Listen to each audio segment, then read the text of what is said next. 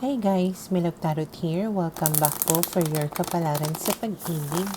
Para po ito sa mga fire signs, Aries, Leo, and Sagittarius.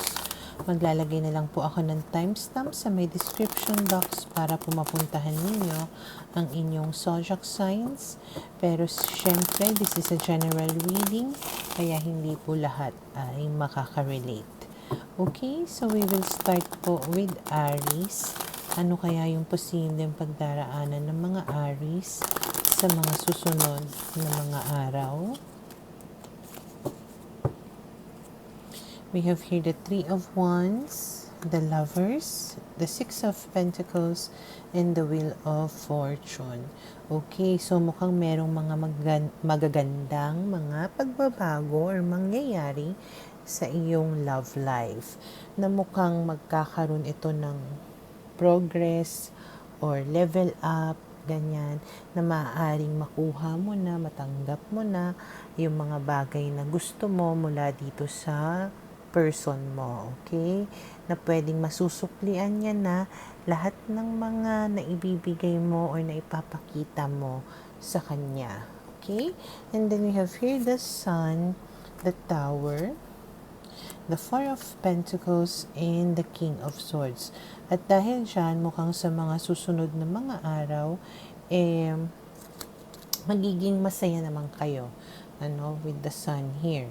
Etong si the Tower dito, it usually means na magkakaroon ng kaguluhan. Pero ang nakikita ko kasi dito, meron yung tipong mga bagay na mailalabas dahil sa isang kaguluhan na maaaring naging sanhi ng iyong pagiging insecure or pagiging nagger or clingy or whatever it is na negativity na nararamdaman mo or nagagawa mo towards your person.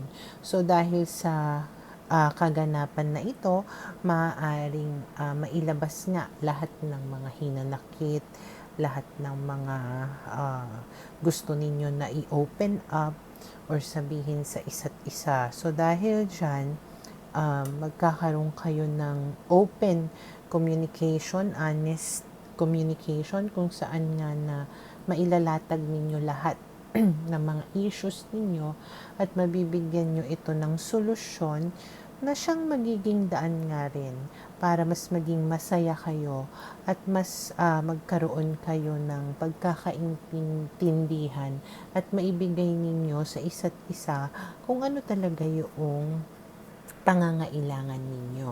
Okay? And then we have here the Five of Pentacles, the Ten of Pentacles, and the Ace of Swords. So dahil nga dyan, magkakaroon ng clarity, no? Na tipong ang priority ninyo is mabuo yung relationship ninyo, lalong-lalo na kung merong na kayong family or kung kasal na kayo. So, parang isa-center ninyo yung priorities ninyo na mapatatag, maging stable and secured yung inyong samahan ng sa family ninyong dalawa, na ayaw nyo na kumbaga na maramdaman yung distance, yung coldness, or yung kalungkutan. Okay?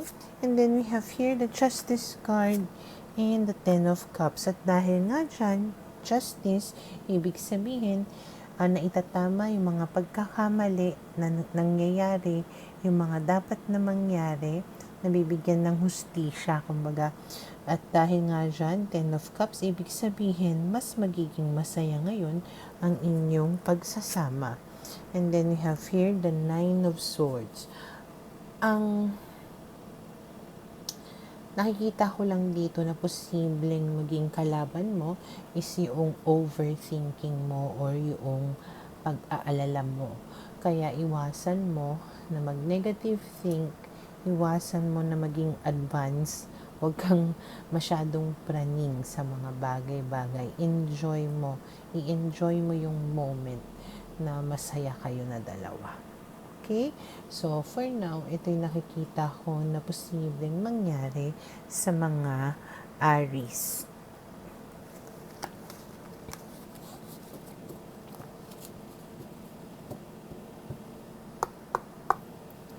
para sa mga Leo. Okay, let's see. Ano kaya yung posibleng pagdaraanan ng mga Leo sa mga susunod na mga araw?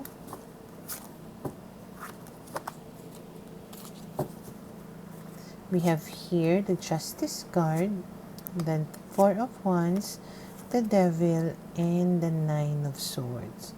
Okay, so mukhang sa mga susunod na mga araw, may mga bagay na magiging malinaw sa'yo or merong mga sikreto na marireveal sa iyo about siguro may pakiramdam ka na about this, no? Parang naiisip mo na to, pinoproblema mo na ito, gumugulo na sa isipan mo, especially if yung person mo is somebody na babaero or lalakero. So, malalaman mo yung katotohanan about that, no? At maaaring mangyari ito sa isang parang okasyon, ganyan, or may isang salo-salo na mangyayari na tipong makikita mo or malalaman mo yung katotohanan about sa person mo. Okay? And then we have here the Knight of Wands, the King of Cups, the Four of Cups, and the Two of Cups. Okay, so malalaman mo na yung person mo nga merong ginagawang kalokohan. Okay? Pero maaaring hindi mo lang ito masyadong, alam mo yung sa sobrang pagmamahal mo sa kanya, hindi mo siya kino-confront kahit na may feeling ka na, kahit na may alam ka na, parang tahimik ka lang. Pwedeng hindi mo siya agad na paaaminin. Basta gano'n. Pag nalaman mo yung bagay na ito, hindi mo siya agad i-confront. Maaaring sarilinin mo, okay, dahil gusto mo kumbagang mapanatili yung samahan ninyo, or ayaw mo kumbaga na hiwalayan kanya or mag-away kayo. Okay, so mas gugustuhin mo kumbaga na to keep quiet about it kahit alam mo na. And then we have here the Ten of Wands, the Ace of Wands, and the Seven of Swords. At dahil dyan, dahil sinasarili mo lang siya, mas magiging pabigat ito sa'yo. At magkukos ito ng maraming problema. Okay? Kasi, mas itutuloy niya, kumbaga, yung kalokohan na ginagawa niya. Okay? Seven of Swords is somebody who is very conniving or a liar, a cheater. Okay? And then Ace of Swords, yung tipong puro excitement, ganyan. So, yun yung ginagawa niya habang ikaw na mayroong problema dito na parang pinapasan mo lang, sinasarili mo lang habang siya nag-e-enjoy lang sa kung ano-anong mga bagay. And then we have here the Six of Swords, the Page of Pentacles. Ngayon, may chance naman na tipong magkaroon ng mga magagandang pangyayari sa'yo, no? If you will choose siguro to do something about your current situation. Maaaring meron kang makausap na tao na magpaparealize sa'yo sa kung ano yung dapat mo na gawin. Itong tao na ito ay maaaring Earth sign, Taurus, Virgo, Capricorn, na maaaring maging trigger mo, no? O para ikaw ay kumilos, para siguro umalis sa sitwasyon mo or baguhin kung ano man yung mga kaya mo na baguhin. Okay? And then we have here the Empress, which means, parang mas magiging, ka dito, confident with yourself, sure about what you want for yourself, na magkakaroon ka dito ng strength para magawa mo nga kung ano yung dapat mo na gawin. Okay? So, for now, ito yung nakikita ko na posibleng mangyari sa mga Leo.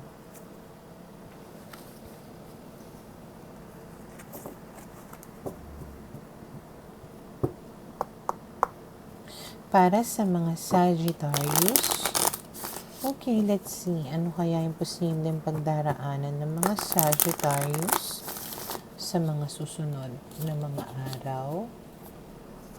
We have here the Temperance card, the King of Wands, the Eight of Wands, and the Nine of Swords. Malaki yung possibility na you are dealing with a fire sign din, Aries, Leo, Sag. Meron din ako nakikita dito na parang soulmate connection, no? Na maaaring sa mga susunod na mga araw ay mas makakaramdam ka ng happiness, contentment, ganyan, or peacefulness, ganon. Dahil sa isang tao, no, na mag-reach out sa'yo at makikipag-communicate. Okay? And then we have here the Two of Swords, the Three of Wands, the Ten of Swords, and the High Priestess. So, sasabihin nitong tao na to sa'yo na bigyan ulit siya ng chance, okay? Or for you to take a chance on him or her again. Na parang to take yung relationship ninyo into a deeper level or parang progress, ganyan. Na kung ano man yung mga naging problema between the two of you in the past, na parang wakasan na. Okay? Pero ikaw, even though sabihin nating pagkaantay-antay mo yung moment na ito, even though tuwang-tuwa ka deep inside, eh medyo nakuha mo rin naman na mag-isip no, kung tatanggapin mo ba yung offer nitong tao na to sa'yo. So we have here the Seven of Cups, the Death card, and the Eight of Cups. So meron kang options. Ini-entertain mo yung mga different opportunities or options mo, no? At ang isa doon is kung lalayuan mo ba siya or kung nagbago nga ba siya, kung parang kung nagbago siya, tatanggapin mo ba? Parang ganun. So, ine-explore mo. Okay? Hindi ka kaagad oo sa kanya. And then we have here the Queen of Pentacles and the Hierophant. Malaki yung possibility na pipiliin mo na makipagbalikan sa kanya or bigyan siya ng chance kung mararamdaman mo sa kanya na talagang ready to commit siya sa iyo. Okay, and then we have here the Five of Wands, pero as of the moment, parang conflicted ka. Okay, parang hindi mo nararamdaman sa kanya or nakikita pa sa kanya yung sense of security and stability na hinahanap mo. Okay? So, sa mga susunod na mga araw, siguro iwasan mo na gumawa muna ng any decisions until you are sure, no, na talagang makukuha mo sa tao na to kung ano yung gusto mo. Okay? So for now, ito yung nakikita ko na posibleng mangyari sa mga Sagittarius.